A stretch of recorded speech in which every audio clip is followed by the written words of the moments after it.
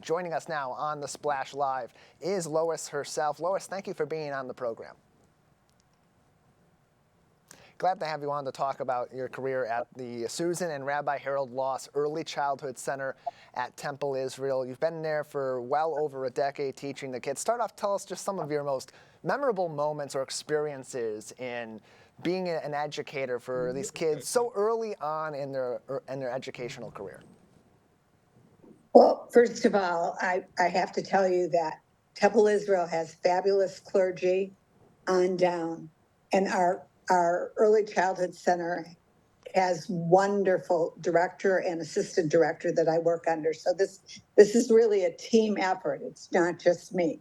But some of my most memorable times are realizing that 2-year-olds are educable, they're teachable, they're smart. They come in as babies and they leave as little human beings that know so much. One of the things that helps us as we begin a new year is that we do home visits. We go to each child's home and we visit with the family and warm up to the child. And sometimes it takes an hour or more. And we play with them, and then we do a project. And so that when they come to school, they understand that what I look like, what I sound like, what I smell like, and I'm not the total stranger. The other thing is we partner with our parents very much so, and encouraging them to talk about it, to be excited about it, and so that the child comes in with a different comfort level. And that is an outstanding program that we do. Another thing is we focus on tzedakah, which is charity. These children are very privileged, most of them. And we have them do chores at home so that they can earn money. They can't just receive the money from parents or grandparents, but they have to earn it. They do chores like picking up their toys or taking their plate to the table. Or one child in my class this year did vacuuming. He was fascinated by the vacuum, so he did vacuuming. And they earn money from their parents and grandparents that way. And I'm proud to say that these little children, and I had 11 of them this year, presented the temple with $375, just like coins building up. It was just amazing. And they came to realize through our social worker and through our different programming that there were children that didn't have toys, didn't have adequate shoes or clothes. And it's amazing how they understand. And it's amazing how important that becomes every Shabbat, which is on Friday.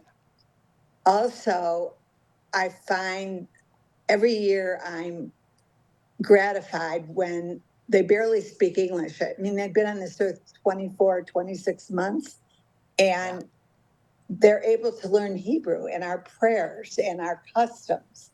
And because we're a temple, our curriculum, we follow Michigan standard curriculum, but we also are guided by our holidays as well as our seasons. So little children learn about the seasons. They learn about each Jewish holiday. So a lot of our projects and the information that we impart to children are centered around that. We also, I was very lucky. I had specials, which include music, library, gym, and science. And these little children learned about the human body. They learned how food travels, how their blood travels. It was amazing. And all of this It at was such a really young amazing. age, too. Like, they're doing this at 2 That's years old. So, I mean, they're learning so much from you, clearly, Lois, and they have over these years that you've been with the program there at Temple Israel. But what have you learned from the kids oh during my that time? goodness. To never say anything you don't want repeated, number one. That goes for parents and teachers. Good lesson. I've learned to teach them not to use bad words, which sometimes come out. But it's every day is a highlight because every day is different. And the children feel differently. They make friends. the highlight to me also is seeing them hug their friends that they never knew before. Or if they did, they knew them just at the park. So it's exciting that they blend together as a group. And it takes a team to do that, not just me. I have a wonderful, wonderful assistant that has been with me for 11 years, and we are interchangeable. We are a team. I think I've learned a lot about, it might not be a highlight, but I've learned a lot about handling children that might have some problems, some issues. And there's nothing usually that we can't solve. And if we do come across something to solve, I'm very, very grateful that we have a specialist on board who comes in, she observes whenever I call, and she gives us different strategies to use. And then she graphs it to see if the child's moving upward or downward. And it's been an outstanding help to me personally and to our children as well. You know, little children, we often think they're babies, and they are babies, but they're capable of just so much. When they come in and they say, sit down with us, play with us, read us a story, it's so exciting. I mean, unless you've been in early childhood, you really don't understand. And I didn't start in early childhood.